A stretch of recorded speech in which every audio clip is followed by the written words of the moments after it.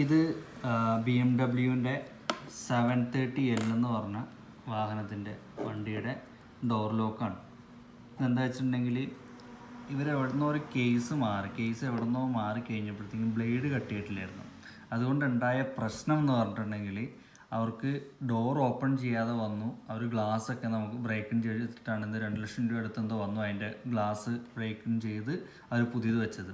അപ്പോൾ നമുക്ക് പലരും ശ്രദ്ധിക്കാത്തൊരു കാര്യമാണ്, ഇതിൻ്റെ അകത്ത് കീ ഉണ്ടാവും, ബട്ട് കീ കട്ട് ചെയ്തിട്ടുണ്ടോ ഇല്ലയോ എന്നുള്ളത് നമ്മൾ എപ്പോഴും ശ്രദ്ധിക്കേണ്ട കാര്യം. അപ്പോൾ അതിന് ശേഷം അവർ കസ്റ്റമർ നമ്മുടെ അടുത്ത് അതിൻ്റെ ലോക്ക് അയച്ചുകൊണ്ട് വന്നിട്ട് നമ്മളിതാ ആദ്യം മുതൽ കട്ട് ചെയ്തെടുത്തിരിക്കുകയാണ്.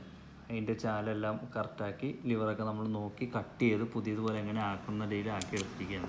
ഇപ്പോൾ ഇത് വർക്കിംഗ് കണ്ടീഷനാണ്, കണ്ടില്ലേ?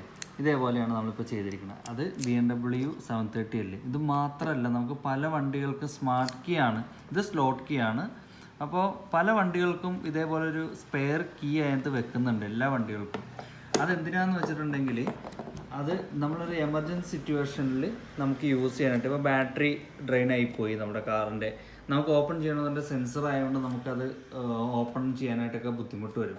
അപ്പോൾ അതിന് വേണ്ടിയിട്ടാണ് കമ്പനി അതിൻ്റെ മാനുവൽ കീ, മാരുതിയുടെ ആണെങ്കിലോ അതെ, ടാറ്റയുടെ ആണെന്നുണ്ടെങ്കിലോ അതെ, അങ്ങനെ ഏതൊക്കെ വണ്ടികളുണ്ടോ അവരൊക്കെ ഒരു മാനുവൽ കീ അവർ അതിൻ്റെ കൂടെ പ്ലേസ് ചെയ്യുന്നുണ്ട്. അത് എപ്പോഴും നമ്മൾ വണ്ടി മേടിക്കുമ്പോൾ തൊട്ട് നമ്മൾ ശ്രദ്ധിക്കേണ്ട കാര്യം, അതിനകത്ത് കട്ടിങ് കറക്റ്റാണോ, മാനുവൽ കീ വെച്ച് അത് ഓപ്പൺ ചെയ്യാൻ പറ്റുന്നുണ്ടോ എന്നുള്ളത് നിങ്ങൾ എന്തായാലും ഉറപ്പ് വരുത്തിയതിന് ശേഷം മാത്രമാണ് നമ്മളത് സ്പെയർ കീ എടുത്ത് വെക്കാൻ പാടുള്ളൂ. അപ്പോൾ ഇതാണ് നമ്മളിപ്പോൾ ചെയ്തിരിക്കുന്നത്. അവരുടെ കസ്റ്റമറുടെ ചെറിയൊരു അശ്രദ്ധ മൂലം ഉണ്ടായ ഒരു കുഴപ്പമാണ് നമുക്ക് ഇപ്പോൾ നമ്മളിത് ചെയ്തിരിക്കുന്നത്. മനസ്സിലായില്ലേ? ഓക്കെ.